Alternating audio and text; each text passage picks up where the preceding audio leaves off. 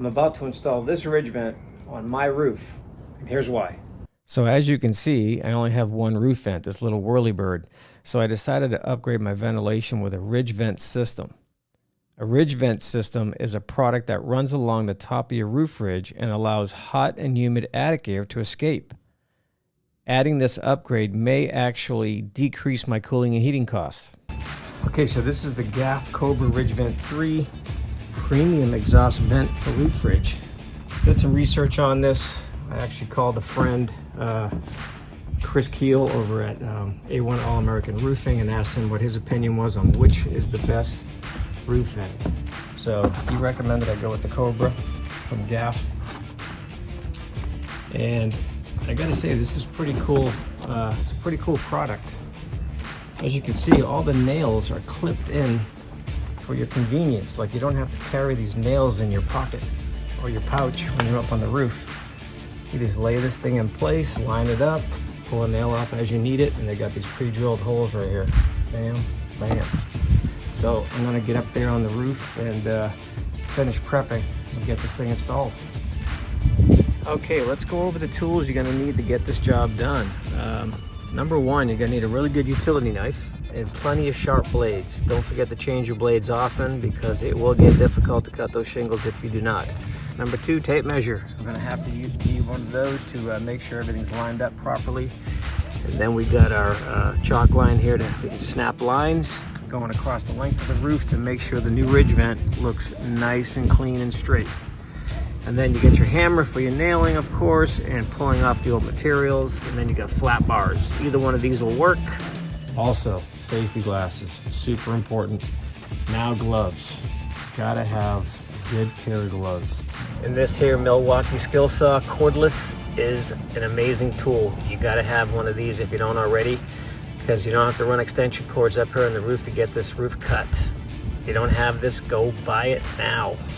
First things first, let's get this old ridge cap off to make way for the new ridge vent. Luckily, it came off pretty easy. Okay, I'm back on the roof again after drinking 5 cups of coffee from my custom coffee mug here. Order yours today in the link below. So, what I'm trying to do is get the rest of these shingles off the top row here and remove all these roofing nails because I got to cut across this ridge with a skill saw. So, it's important to get all these nails off so I don't ruin my blade. I'm actually pulling off these shingles right now with a small flat bar. This is the one I choose to use because it's really thin on the end there. And it's easy to get under these old shingles without damaging them. So this all here is very labor intensive. It's going to take me a while. This is the slowest part of the job, but it has to be done. And that's it. I got the ridge open right here. I made 2 marks here and I snapped my lines on each side. All the way down to the other end. So I'm going to do tomorrow. Right now it's almost 7 p.m. so I don't want to piss off my neighbors. So I'm going to wait till tomorrow to cut this back. I'll be cutting through these shingles and this sheathing right here, which is plank. So I'm going to cut back a bit and that'll give me my 3.5-inch opening. So right here, they want about 3.25-inch opening max. I got about 3.5, who cares? And they give you all kinds of markings right here. So this is going to be the opening right here when I'm done cutting for the amount of air that'll escape the attic and come through these air vents. Okay, it's time to rip through 1 layer of shingles and 3/4 inches of plank. I got 30 feet across on my roof, so I'm making 2 rips all the way across on both sides. That's 60 feet of rip. And let's see how long this battery lasts on this cordless saw. Right here, the Milwaukee M18 red lithium battery on it. This is a 7.25-inch saw. Got to get one of these. Highly recommend it. No cords. You can take it anywhere you want. Okay, I got the sheathing and the shingles cut back. Now it's time to install the ridge cap. Definitely gonna need a new saw blade. I definitely hit a lot of nails. And I went through one fully charged battery on the saw, cut both sides, and bam, that was it. Right after that was done, I had to change the battery. This is what the attic view looks like after I just cut back the opening to install the ridge vent. So, kind of adds as a nice skylight for the attic. Maybe I'll keep it. Just kidding. Okay, so as you can see, I've already put down a couple of these. That's 3. I'm gonna put down another one here. I snapped the line here to keep everything nice and straight on the front of the house. So from the street, it'll look really nice, even if the back's a little bit off.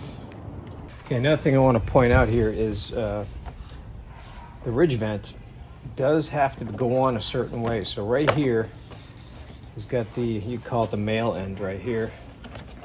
And over here be the female end. So this one here overlaps this one. So if you're running your pieces, you want to make sure you overlap properly like this.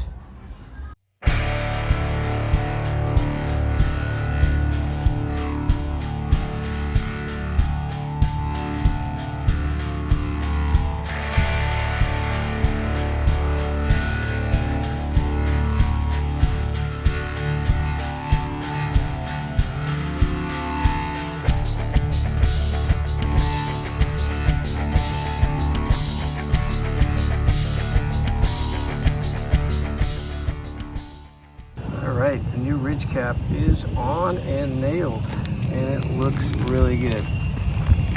How straight that is. All the way down. Okay, so apparently I overlooked something. When I was purchasing the Cobra ridge vent, I just assumed that I could order a ridge cap that actually fit this particular product. However, I was wrong. So, and the reason for that is many times I've been to Home Depot and I've walked down the roofing aisle and I've seen all kinds of boxes of pre-cut ridge cap, but it was a narrower type of roof cap, like about this big. So this here is 11.5 inches. As you can see here, it's 11.5. So what I got to do is cut my own tabs, my own ridge cap, to sit on top of the ridge vent. All right, so let me show you how to cut this. Okay, here's our shingle. Need 11.5 inches, because that's what this is. Mark it with my knife right here, 11.5. What we're gonna do is cut a template. I'm gonna cut one shingle to length. And then just use this as a template so I can cut the rest of the tabs a lot faster. From this end, it'll start like that. The next tab will come here, and so forth, all the way down. Okay, so when it comes to nailing on your custom-made ridge cap onto your new ridge vent, like I mentioned before, it comes with all these nails. These are 3-inch nails. So they come with quite a few nails.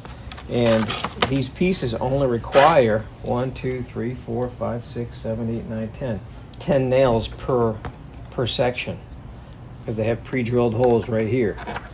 So when you're nailing this down, you want to be careful not to break the plastic. Only nail it right to the plastic. So now when it comes time to put your custom ridge cap on here, you want to put one of these 3-inch nails here. What I do is right about here is where I put one of the 3-inch nails, one on each side, and then I took a 2.5-inch nail and put it right about here on each side. So I put 4 nails on each one. That's just my choice. So this here is the 11.5 by 48-inch Cobra 3 ridge vent. So if you're looking for this exact one, those are the specs you need to remember: 11.5 by 48. So now I got to cut a whole bunch of these. I'm probably gonna cut one bundle first, complete, and then get up on the roof and see how many if I need any more. I'm not sure exactly how many of these I have to cut yet. All right, everybody, just putting on the finishing touches here with the ridge cap. Got to run it all the way down one by one, and bam, here's the finished product. And believe it or not, I only spent just under $300 in materials to get this all installed.